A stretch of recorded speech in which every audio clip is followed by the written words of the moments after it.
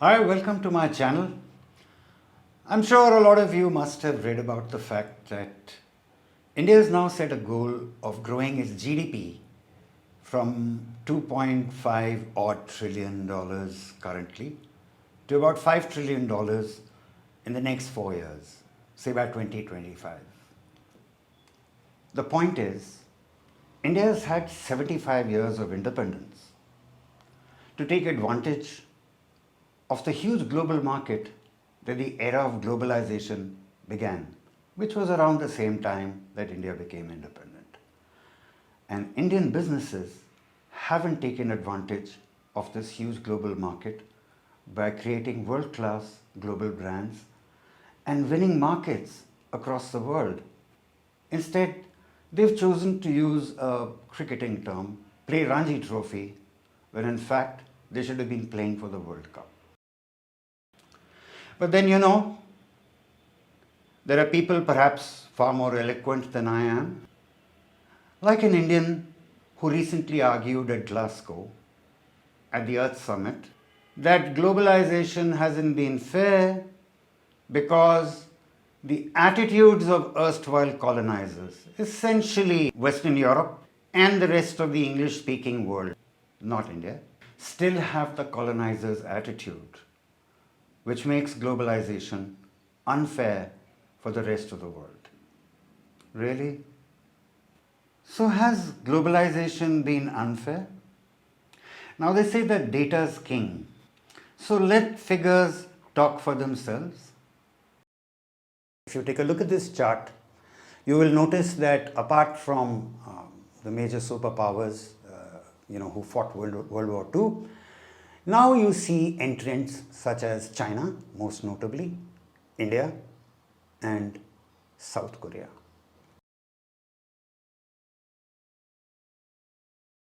So while India and China feature in the countries with the top 10 GDPs in the world, there is a huge difference. China's GDP is now 6 times greater than India's. How has China become such a globally powerful economic superpower and rivaling the US today? Pretty simple.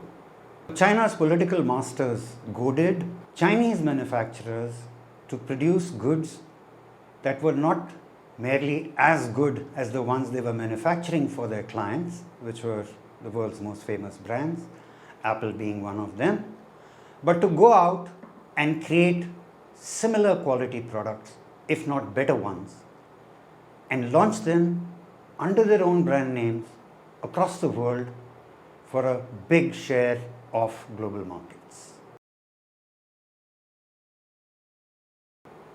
In fact, about 6 years back, 2 Chinese brands entered the often quoted interbrand list of the 100 most powerful brands in the world, Huawei and Haier. India, incidentally, has yet to create a brand to feature in this list.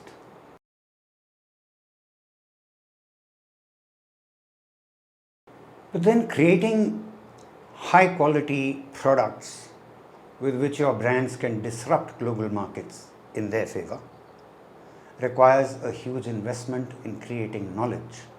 The knowledge required for making superior products, the process for which is R&D. India's percentage of its GDP which it spends on R&D is very low. In fact, not much better than Pakistan or Bangladesh. And interestingly enough, not only is China's GDP 6 times higher than India's, China's expenditure on R&D is also 6 times higher than India's. But the most important investment in R&D is not in facilities, but the people who use these facilities to create new knowledge with which disruptive products can be created. Yes, scientists. If one sees the number of scientists in a country as a percentage of its total population, once again, India ranks fairly low. Now, if a Nobel Prize in the sciences is a symbol of acknowledgement of new knowledge. The last time an Indian scientist won a Nobel Prize was way back in the 1930s, C.V. Raman. So why does India not have more scientists? I just got a joke forwarded to me on WhatsApp, of course, which pretty much sums it up.